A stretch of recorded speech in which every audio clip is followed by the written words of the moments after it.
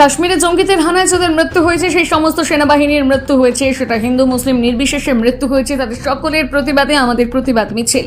শিউরের বড় মসজিদ থেকে মিছিল বের করে মুসলিম সংগঠনের দাবি, আমরা চাই দোষীদের উপযুক্ত শাস্তি হোক, সন্ত্রাসমুক্ত ভারতবর্ষ চাই, সে যে ধর্মের হোক। এলাকার মহিলা ও পুরুষ নির্বিশেষে আজকে একটি মিছিল করা হলো শিউরি শহরে।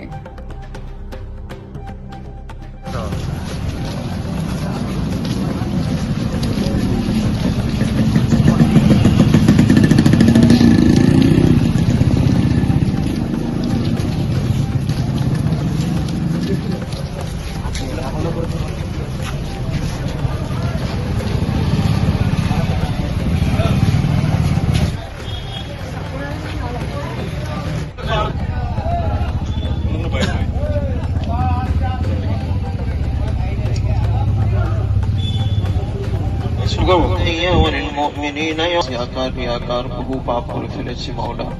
রাত্রি অন্ধকারে দিনের উজালায় ছোট বড় সগীরা কাবিরা জানা অজানা গোপনে প্রকাশে যত রকম এ আল্লাহ, যারা কঠিন ভাবে অসুস্থ, এ আল্লাহ যারা মৌতের সঙ্গে পাঞ্জা লড়ে যাচ্ছে মাওলা গো, এ আল্লাহ তাদেরকে তুমি অতি তাড়াতাড়ি আরোগ্য দান করো এ আল্লাহ, এবং তাদের মা বাবা।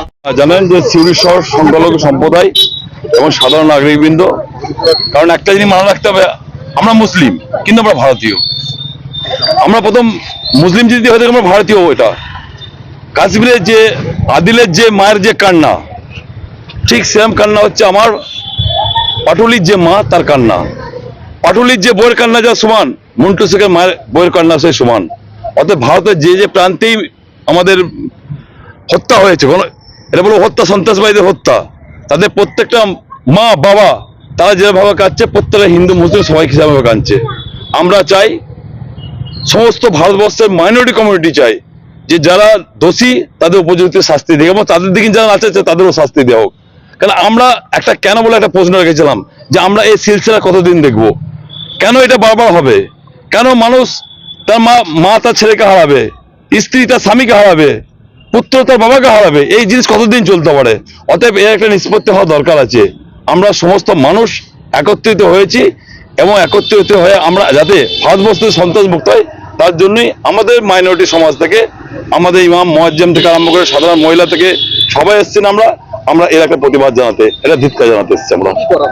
আমরা প্রথমে এসে যেটা আমাদের যেটা মিছিল হয়, মিছিল করার পর আমাদের মোমবাতি প্রদান হয়েছে, এবং ইমাম মুয়াজ্জিম সাহেব যারা আছেন, সেই ইমাম মুয়াজ্জিম সাহেব যারা মারা গেছেন তাদের জন্য আত্মার শান্তি কামনা করেছেন, যারা অসুস্থ আছেন তারা যাতে দ্রুত সুস্থ হয় তার জন্য তিনি দোয়া করেছেন, এবং ভারতবর্ষ তথা গোটা পৃথিবী যাতে শান্তি আসে, প্রত্যেকটা মানুষের যাতে শান্তিতে থাকতে পারে তার জন্য তিনি দোয়া করেছেন।